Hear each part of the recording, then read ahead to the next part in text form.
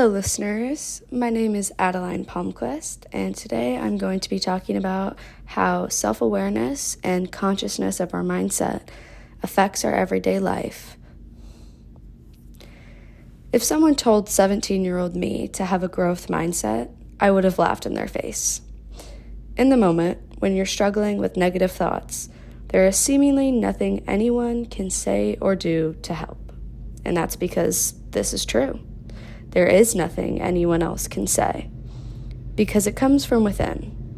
And no matter how cheesy that sounds, it's true. When I was 17 years old, I was applying to colleges from my bed at home, doing virtual school, and locked in my house due to a global pandemic that just had to happen my senior year of high school. There were no soccer games, football games, homecomings, none of that. It felt like everything was working against me. Everything was harder, less fun, less sunny, and more gray. In a conversation I had with one of my teachers at the time, she told me, "Addie, at what point are you responsible for your own suffering?" At the time, this made me scoff, because seemingly my negative feelings were a result of things happening to me, not a result of how I was reacting to these things. Because how could someone possibly have a positive mindset in these circumstances? I think back on that saying a lot. At what point are we responsible for our own suffering? It all comes back to mindset. A fixed mindset is one that limits us and allows these negative feelings to fester, resulting in a resentment towards others and just towards life in general.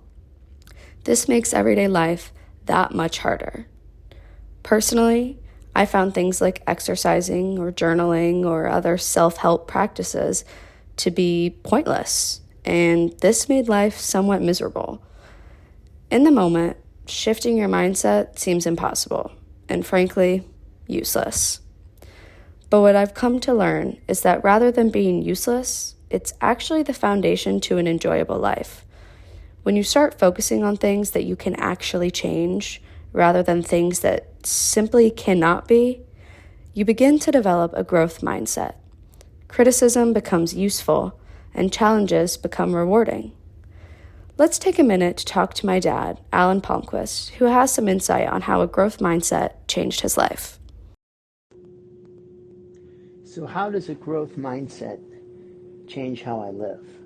Well, a growth mindset, I believe, is one where you see opportunities and challenges. You believe that you can learn new things, that the brain is elastic, that you're never too old or not smart enough to learn something new. You surround yourself with like-minded people who are positive, who are energized in learning new things, people who aren't afraid to take growth mindset realizes that it's not fatal. It's just a stumbling block, and you learn from those mistakes, you pick yourself up, and you get going. So it teaches resilience and perseverance. I believe that having a growth mindset is where you're always learning. You're always looking for ways to do things better, maybe, to keep improving yourself.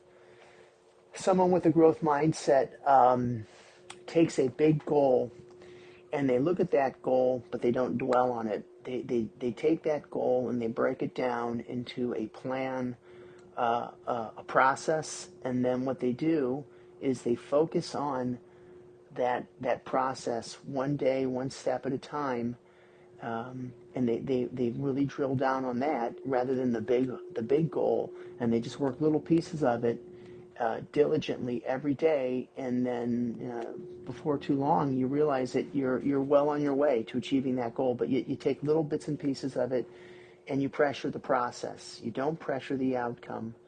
You work the plan one day at a time. And to me, that's what a growth mindset is. It's being positive, energized, collaborative, not needing to be number one, wanting to be part of a team that is moving forward, and sharing ideas and best practices and growing together. Yeah, I love having a growth mindset. As we can see, the mindset paradigm shift can be extremely rewarding. But the most important part is being self-aware of this and conscious of how your thoughts and your reactions change the way in which you are thinking about things. Unforeseen circumstances that may cause a setback become challenges that will then make you a better person, student, or worker. Almost everything becomes an opportunity to grow, and life in turn becomes a whole lot more enjoyable. Thank you for listening today, and I hope you tune in next time to hear more about how your mindset can change your life.